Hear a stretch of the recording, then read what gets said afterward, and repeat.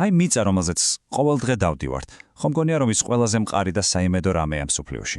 მაგრამ რა ხდება მაშინ, როცა ეს საიმედოობა ერთ წამში ქრება და ყველაფერი ფაქტობრივად ფეხ ქვეშ კვეცლება? მოდით ზუსტად ამაზე ვისაუბროთ. დიახ, საუბარია მიწის ძვრებზე. ბუნების ერთ-ერთ ყველაზე მძლავრ და, მოდი ვთქვათ, შიშის მომგვრელ ძალაზე. ისეთზე, რომელსაც ვერაფრით აკონტროლებ და რომელსაც შეუძლია ჩვენი სამყარო, აი თვალის დახამხამებაში შეცვალოს. და მაინც, რა არის მიწის ძვრა? მარტივად რომ ვთქვათ, ეს დედამიწის ქერქის რყევაა. მაგრამ მთავარი პრობლემა იცით რა არის? ის კი არა რომ ხდება, არამედ ის რომ აბსოლუტურად არ ვიცით როდის და სად მოხდება. ანუ ვერც თავიდან ავირიდებთ და ვერც წინასწარ გავიგებთ. ეს არის სტიქია, რომელთან ერთად ცხოვრებას უბრალოდ უნდა შევეგუოთ. კარგი, მოდით ჯერ ჩაუღურმავდეთ თუ რასთან გვაქვს საქმე. რა არის ეს დაუმარცხებელი ძალა სინამდვილეში? ახლა კი ვნახოთ, რამხელა შეიძლება იყოს ამ რყევების ძალა. ხომ ხდებით, სანამ დაცვაზე ვიფიქრებთ, ჯერ უნდა გავიგოთ, რისგან ვიცავთ თავს, რა მასშტაბის საფრთხეა.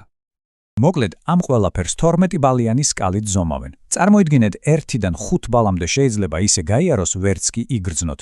მაგრამ აი 6 ბალზე უკვე სერიოზულად იწყება, კედლებზე ბზარები ჩდება. 8-9 ბალზე საუბარია უკვე სერიოზულ ნგრევაზე. 10 ბალზე კი აქ უკვე მიწა თვითონ იწყებს მოძრაობას, მეწყერები ჩნდება და 12 ბალი ეს უკვე კატასტროფაა, როცა მთლიანად ლანდშაფტი იცვლება. დედამიწის ზედაპირი ფაქტობრივად ახლიდან იხატება. კარგი, პრობლემა გასაგებია. ძალა უზარმაზარია და არაპროგნოზირებადი. და რა ხდება მერე, მსხვერპლად და ველოდებით, რა თქმა უნდა არა.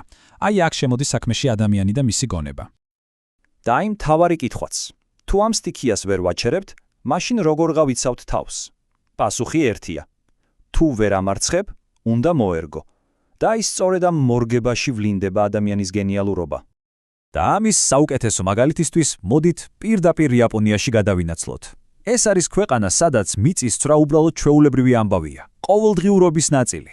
და ზუსტად ამიტომ მათმა ინჟინერებმა მართლაც წარმოუდგენელი რაღაცები მოიფიქრეს. მაშასე, მზად ხართ ნახოთ იაპონური საინჟინრო საოცრებები. ეს უბრალოდ შენობები კი არა, ეს არის ნამდვილი გადარჩენის არქიტექტურა. კარგი, ყველაფერი რა თქმა უნდა საძირკვლიდან იწყება. ანუ იყენებენ სუპერგამძლე მასალებს. კედლებს ამაგრებენ ფოლადის საყრდენებით. მინებშიც კი სპეციალური ფოლადის ბადია ჩაყოლებული, რომ რყევისას არ დაიმსხვრეს და ვინმე არ დააზიანოს. ეს, ასე ვთქვათ, საბაზისო დონეა, მაგრამ ნამდვილი მაგია აი ახლა იწყება. აი, მაგალითად წარმოგიდგენიათ შენობა, რომელიც მიწის ძვრის დროს კი არ ირყევა, არამედ ბრუნავს. დიახ, საკუთარი ღერძის გარშემო ტრიალებს. იდეა გენიალურად მარტივია. იმის მაგივრად, რომ მიწის ძვრის ენერგიამ შენობა დაანგრიოს, ეს ენერგია მის მოძრაობაზე, ანუ ბრუნვაზე იხარჯება. ენერგია უბრალოდ სხვა მიმართულებით მიდის და შენობა გადარჩება. და თუ ეს საკმარისად გასაოცარი არისო, აი კიდევ ერთი, ზოგიერთი ძალიან მაღალი შენობა სპეციალურ რელზებზე დგას.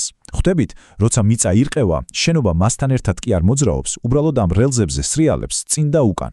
თითქოს შენობა ერთ ადგილასაა და მიწა მოძრაობს მის ქვეშ. ასე რჩება შენობა სტაბილური.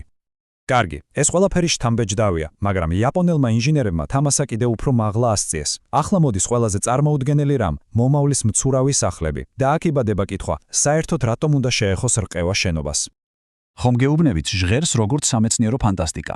როგორ უნდა აარიდოს შენობამ თავი მიწის რხევას, თუ ის სწორედ ამ მიწაზე დგას? შეუძლებელია, არა? ხო და, თურმე შესაძლებელია. პასუხი კი სულ რაღაც 3 სანტიმეტრია. წარმოიდგინეთ, იაპონელმა ინჟინერებმა შექმნეს სახლი, რომელიც მიწის ძვრის დაწყებისას ჰაერში იწევა. სულ რაღაც 3 სანტიმეტრით, მაგრამ ეს საკმარისია. დიახ, სწორად გაიგეთ. სახლი ფრენას იწყებს.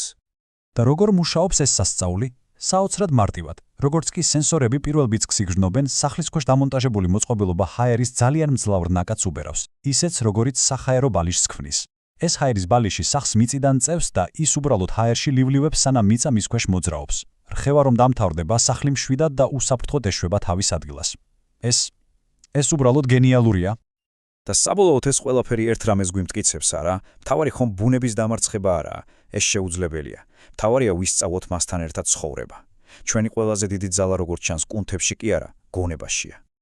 და ეს ყველაფერი ერთ საინტერესო კითხვას გვიტოვებს, არა? თუ დღეს უკვე შევქმენით სახლი, რომელიც ფაქტობრივად დაფრინავს, რას მოვიფიქრებთ ხვალ? რა იქნება შემდეგი? ერთი შეხედვით შეუძლებელი იდეა, რომელსაც რეალობად ვაქცევთ? საინტერესოა ადამიანის გონება საერთოდ თუ აქვს საზღვრები.